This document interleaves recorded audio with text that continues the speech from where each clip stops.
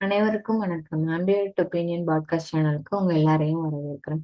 இந்த பாட்காஸ்ட்ல நான் எதை பத்தி பேசலாம்னு இருக்கேன் அப்படின்னா, நம்ம வர வர இந்த சோஷியல் மீடியால நம்ம முகத்தை காட்ட வேணாம். நம்ம ஹிடனா இருந்து என்ன வேணா பேசலாம், என்ன வேணா பண்ணலாங்கிறதுக்காக நம்ம கொஞ்சம் வரமுறைகள் எல்லாம் மீறுறோமோ, இல்ல இது நம்ம எதனால இப்படி இன்ஃப்ளூயன்ஸ் ஆகுறோன்ற ஒரு தோணல் எனக்கு இருந்துகிட்டே இருந்தது.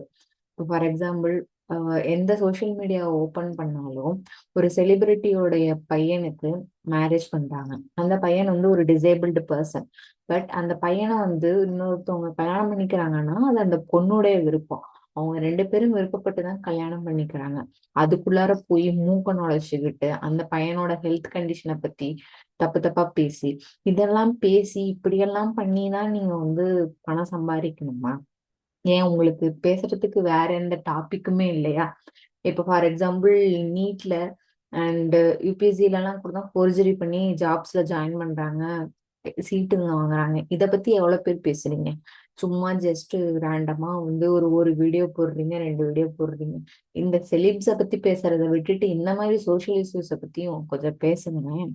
அடுத்து இந்த செலிபிரிட்டிஸுங்களுக்கு நம்ம பணம் கொடுத்து அவங்க நடிக்கிற படத்தை பார்த்துதான் அவங்க பெரிய செலிபிரிட்டிஸ் ஆயிட்டாங்கங்கிறதுக்காக அவங்க பர்சனல் வாழ்க்கையில மூக்க நுழைச்சி அவங்க எல்லாம் சந்தோஷமா இருக்காங்களா இல்ல டைவர்ஸ் ஆகிட்டாங்களாங்கிறதெல்லாம் நம்ம அதை பத்தி தெரிஞ்சுக்கணுங்கிறதோ, அதை பத்தி கமெண்ட்ஸ் அடிக்கணுங்கிறதோ தேவையில்லாத விஷயம்னு எனக்கு தோணுது. போய் பொழப்ப பாருங்கடாங்கிற மாதிரிதான் இருக்குது.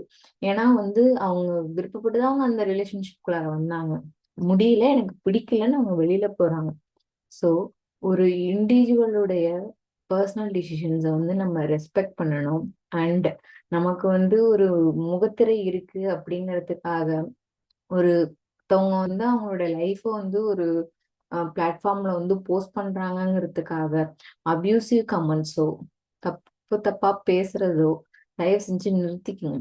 நீங்க போடுற ஒரு ஒரு கமெண்ட்டை அவங்க அவங்க ஃபேஸ்லயே ரொம்ப லோவா இருக்கும்போது பார்த்து அது அவங்களுக்கு ஏதாவது அஃபெக்ட் பண்ணி, இது இந்த மாதிரி நிறைய இருக்கு. இப்போ நிறைய நம்ம வீடியோஸோட பேக்ரவுண்ட பத்தியே தெரியாம தப்பு தப்பா பேசி எவ்வளவோ பேர் அவங்களோட மனசு அதை ஏத்துக்க முடியாம அவங்களுடைய லைஃபையே கூட எண்ட் பண்ணிக்கிற மாதிரி எல்லாம் போறாங்க.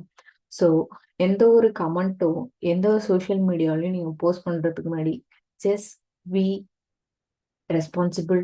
Just think once R twice before posting ஏ கமெண்ட். ஹோப் இது எனக்கு சொல்லணும்னு தோணுச்சு. இந்த ஆடியோ உங்களுக்கு பிடிச்சிருந்ததுன்னா இந்த மாதிரி நான் வேற என்னென்ன டாபிக்ஸ்ல என்னோட ஒப்பீனியனை பத்தி சொல்லணும், இல்லை என்னுடைய கருத்துக்களை பத்தி சொல்லலாம்னு சொல்லிட்டு நீங்க சஜஸ்ட் பண்ணுங்க. நான் அதை பத்தி என்னுடைய ஒப்பீனியன்ஸை சொல்றேன். நெக்ஸ்ட் நெக்ஸ்ட் பாட்காஸ்ட்ல மீட் பண்ணுவோம். அன்டில் தென், பாய்.